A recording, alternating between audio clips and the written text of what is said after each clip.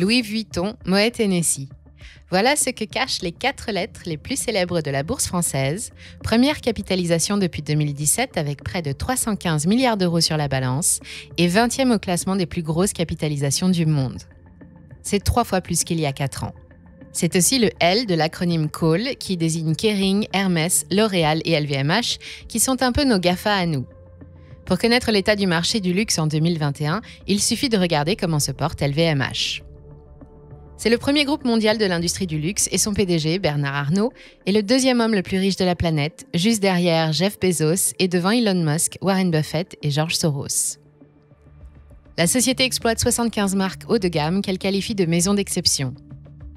Mode, parfumerie, maroquinerie, vin et alcool fin, joaillerie et horlogerie, elle dispose même d'un réseau de distribution spécialisé, constitué d'environ 5000 points de vente répartis sur les 5 continents. Aujourd'hui, le luxe à la française s'exporte dans le monde entier et les plus fortunés d'entre nous ne rechignent pas à la dépense lorsqu'il s'agit de se faire plaisir. En 2020, le groupe déclare 44,6 milliards d'euros de chiffre d'affaires et un bénéfice net de 4,7 milliards. C'est bien, mais moins bien que 2019, l'année de tous les records, avec un bénéfice de 7 milliards et 100 000 millions d'euros. En l'espace de 10 ans, la valeur de l'action a grimpé de 440% et c'est plus 47,45% pour les seuls 12 derniers mois. Un autre point que LVMH et les GAFA ont en commun, la forme de leur courbe boursière. Et cela ne va pas s'arrêter là, car dans un communiqué de presse daté du 26 juillet dernier, Bernard Arnault se félicite des excellents résultats du premier semestre 2021. Comparé aux chiffres un peu particuliers de 2020, les ventes progressent de 56%.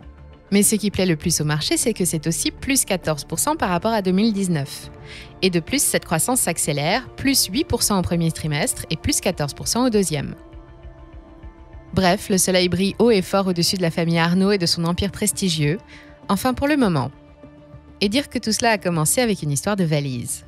On vous raconte cette histoire ? Nous sommes en 1854 et un jeune maltier emballeur, un employé payé pour réparer les bagages des voyageurs fortunés, imagine un tout nouveau modèle de malle de voyage révolutionnaire, un rectangle. À l'époque, les dames qui voyagent utilisent des bagages qui ont l'aspect d'un coffre de pirate avec un couvercle bombé, très esthétique, mais qui interdit de les empiler. Les bagages Louis Vuitton maltier, pratiques et faciles à identifier grâce au célèbre monogramme de la marque, vont alors rencontrer un franc succès auprès des riches voyageurs. Louis Vuitton meurt en 1892, mais ses enfants et petits-enfants, Georges, Gaston-Louis, puis Odile, poursuivent son œuvre et amènent un vent nouveau dans l'entreprise. La société profite de l'essor des transports et du tourisme pour se développer, notamment à l'international pendant presque 100 ans. Jusqu'en 1987 précisément. Cette année-là, Louis Vuitton fusionne avec Moet Hennessy pour former le nouveau groupe LVMH.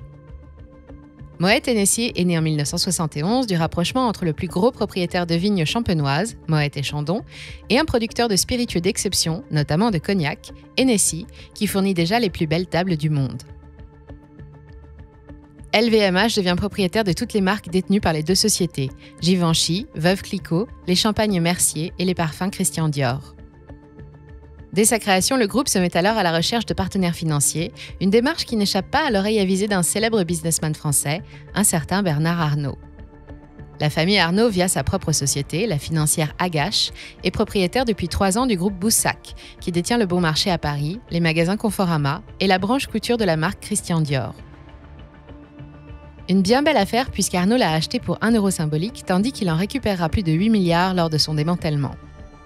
Mais depuis, Bernard Arnault ne rêve plus que de réunir les 2 branches de la marque Dior, la mode et les parfums au sein d'une seule entité, Christian Dior SA, qu'il dirige lui-même et qui abrite déjà Céline et Christian Lacroix, avec comme ambition de construire le plus grand groupe de luxe au monde. Aussitôt dit, aussitôt fait, il restructure le groupe, cède Castorama, puis lance son offensive sur LVMH à la faveur du krach d'octobre 1987, qui lui permet d'acheter plus de 40% des actions en circulation pour un prix très modique. Bernard Arnault attendra pourtant 3 ans avant de s'asseoir dans le bureau du patron, puis pendant les 20 années suivantes, rien ne viendra plus arrêter son ascension. À partir de 1990 et jusqu'en 2021, Bernard Arnault dévore tout ce qui passe à sa portée. À Paris, on dit que toutes les routes passent par lui. Il ne crée pas d'activité, il se contente de les acheter. Guerlain, l'horloger Tag Heuer, Bulgari, Fred, la mode et la bijouterie d'abord, puis des médias, Le Parisien, Les Échos, le magazine Investir ou Radio Classique. En 2018, le groupe se lance dans l'hôtellerie de luxe et rachète la chaîne d'hôtels Belmond. Aujourd'hui, LVMH s'organise autour de 5 métiers qui font travailler près de 150 000 salariés. Les vins et spiritueux avec 23 marques, dont la plus ancienne, le Clos des Lambrais, a été créé en 1365. Viennent ensuite la mode et la parfumerie ex aequo avec 14 marques chacune, dont Fendi, Kenzo, Givenchy, Marc Jacob ou Christian Dior. 7 marques de montres de luxe et de joaillerie, dont Tag Heuer, Fred ou plus récemment Tiffany & Co, acquises en 2021. La clientèle de Louis Vuitton a toujours été composée de grands voyageurs. Aussi, le groupe s'est-il spécialisé dès les années 60 sur le travel retail, le commerce de détail à destination des globetrotters, pour constituer son réseau de 5000 points de vente présents partout dans le monde.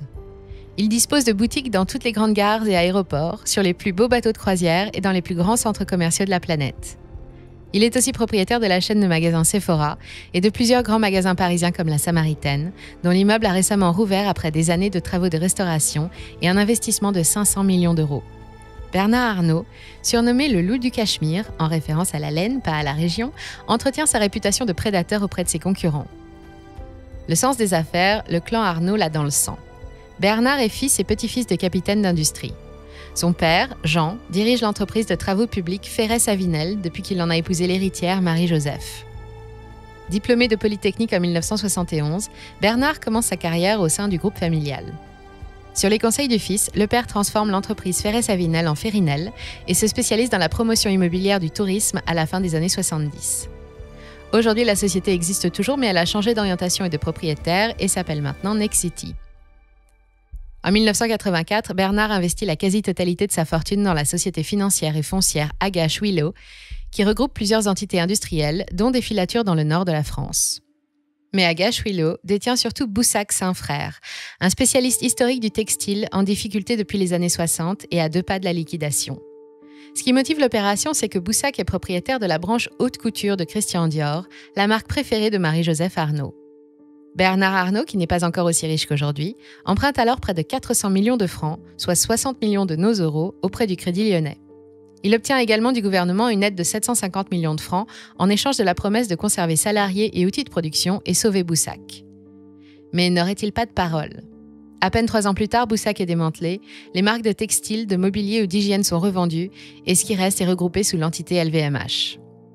Même si les avances ont dû être remboursées, grâce à cette opération, le clan Arnault va gagner ses premiers 8 milliards de francs et le fils va entrer au panthéon des plus grands hommes d'affaires de l'histoire à côté de son concurrent de toujours, François Pinault.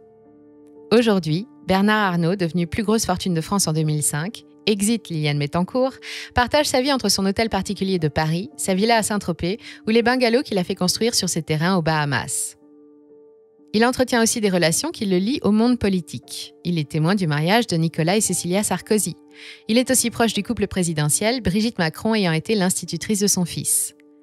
Dans une interview accordée à l'Express en 2010, il avoue adorer travailler avec les hommes politiques. Pour lui, les va-et-vient entre la politique et le privé devraient devenir une norme. Outre-Manche, c'est un ami de l'ancien Premier ministre Tony Blair qui le reconnaît en tant que grand citoyen du monde, ou encore de Michael Bloomberg. Ces négociations avec la Chine l'ont propulsé au rang de premier ambassadeur commercial des produits français en Asie. Il rencontre Vladimir Poutine en 2003. En 2010, il fait son entrée au top 50 des personnalités les plus influentes du monde selon Forbes.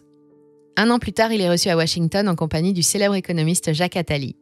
On lui décerne le prix Woodrow Wilson pour la citoyenneté d'entreprise et les Américains le saluent comme le George Bush français.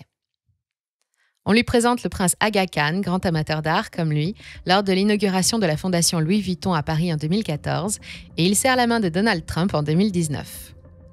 Ainsi, Bernard Arnault s'assure un parterre d'alliés fournis, des hommes politiques mais aussi des hommes d'affaires, des sportifs ou d'autres personnalités médiatiques. Le clan Arnault détient des actions ou des participations dans une nébuleuse de plusieurs centaines de sociétés, dont plus de 200 domiciliés dans des paradis fiscaux, et tout cela fonctionne un peu comme les poupées russes. La plus grosse poupée, la Matrioshka, qui contient toutes les autres, c'est Agache SE, anciennement le groupe Arnault. Elle emploie une vingtaine de salariés et réalise un chiffre d'affaires de plus de 10 millions d'euros. Elle détient des parts dans la société Hermès, le groupe Carrefour, ainsi que 2 fonds d'investissement, L Capital et L Capital Asie. On y trouve aussi la financière Agache. Outre un portefeuille de placements diversifié, cette holding dans la holding détient 99% de Christian Dior SE.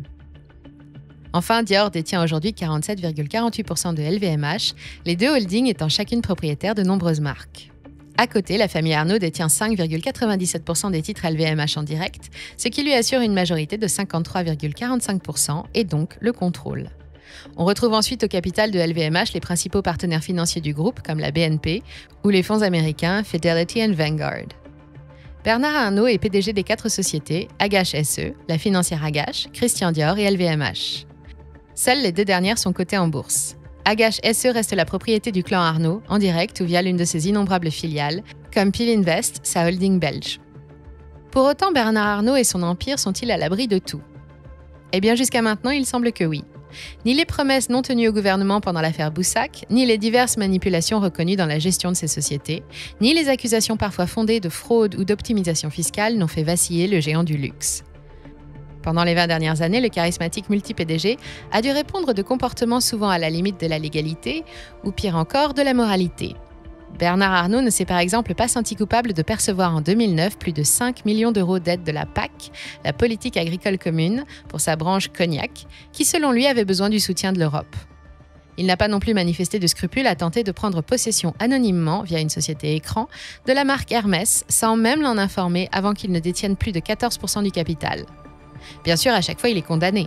Dans l'affaire Boussac, il a dû rembourser l'avance reçue de l'État, à peine 10% de ce que l'opération lui a rapporté. Il a également dû payer une amende de 8 millions d'euros en 2014 pour sa tentative de rachat d'Hermès, qui lui a rapporté 7 fois 3,4 milliards d'euros. Son nom apparaît en 2017 dans l'affaire des Paradise Papers, qui révèle au grand public l'existence de nombreux montages fiscaux utilisés par les grandes fortunes du monde pour échapper à l'impôt. Des montages pas toujours très légaux. Bernard Arnault se défend alors en sortant sa feuille d'imposition. Le groupe paierait plus d'1 milliard d'euros d'impôts par an. Cependant, à la tête d'une fortune de 146 milliards d'euros, le clan Arnault ne paye que 2 millions d'impôts à titre privé. Jusqu'à maintenant, rien n'a réussi à faire chanceler ce grand habitué des tours financiers en douce, pas même un film documentaire à petit budget, réalisé par le journaliste et actuel député de la Somme François Ruffin. Le film, sorti en 2016, qui s'intitule « Merci Patron », révèle entre autres que sous couvert de noms de marques prestigieuses et du savoir-faire de maisons d'exception, le groupe LVMH délocalise et fait régulièrement fabriquer ses produits en Inde, au Vietnam ou en Pologne. Il révèle également l'ampleur de l'empire Arnault. Cet homme, qui peut carrément offrir une maison de haute couture comme cadeau de fête de mère, détient aussi la vie de milliers de personnes entre ses mains. D'un claquement de doigts, Bernard Arnault peut décider de stopper toute relation avec ses partenaires, sous-traitants et fournisseurs sans se soucier des conséquences. En 2016, le fabricant de lunettes jurassien Logo perd ses licences Tag Heuer et Fred après 20 années d'étroite collaboration. L'entreprise, qui n'a pas d'autres clients, est placée en liquidation judiciaire et 170 personnes perdent leur emploi. Selon les réalisateurs du film, le fabricant français était trop cher. Et selon LVMH, ce n'est pas la recherche de profit qui a motivé la fin des licences, mais, je cite, « les conditions anormales d'exploitation et de gestion de l'entreprise non compatibles avec le renouvellement de la licence ». Comprenne qui pourra. Ainsi, la plupart des riches clients de LVMH ignorent que Kenzo se fabrique en Chine, Givenchy en Europe de l'Est et que les lunettes Tag Heuer et Fred viennent dorénavant d'Indonésie.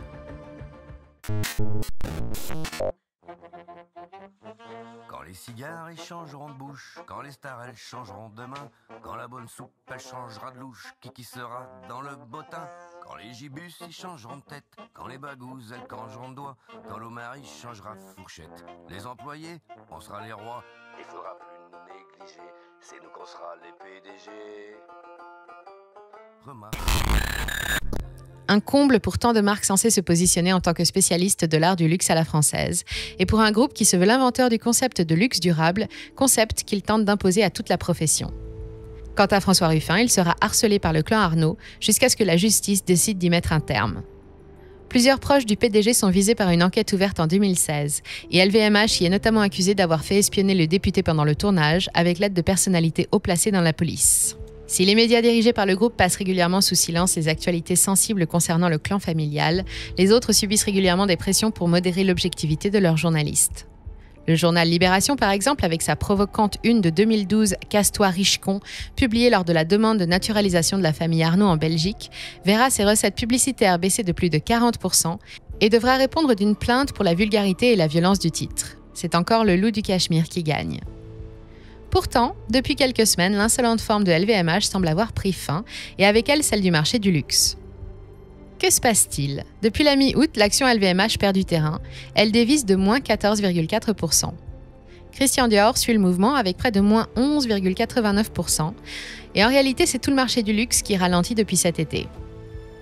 En cause, la crise sanitaire qui fait toujours parler d'elle, mais aussi et surtout la Chine. Pourquoi la Chine ? Parce que pendant des années, les marques du luxe ont surtout fondé leur croissance sur celle de la Chine et elles ont profité du phénomène d'enrichissement d'une catégorie de la population qui souhaite pouvoir exposer son nouveau niveau social. En outre, cette nouvelle classe supérieure voyage beaucoup et c'est le cœur de métier de Louis Vuitton. Ainsi, les Chinois, qu'ils voyagent ou non, contribuent-ils à eux seuls à 80% des ventes mondiales de produits de luxe en 2020, contre plus ou moins un tiers avant la crise sanitaire.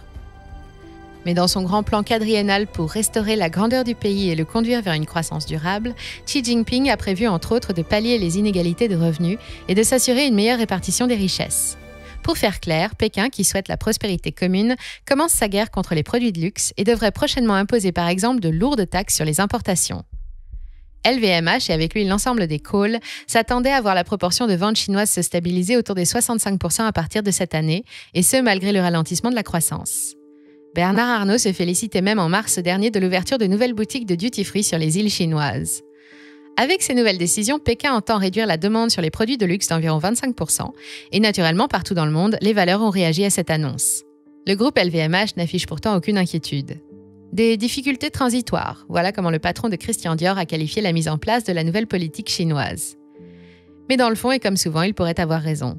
Si l'annonce peut faire peur, la mesure pourrait en effet être bénéfique. Une meilleure répartition des richesses chinoises devrait à terme permettre à une nouvelle classe d'acheteurs potentiels d'apparaître à son tour. Une nouvelle classe tout aussi gourmande d'art de vivre à la française et de produits plaisir que l'était la précédente.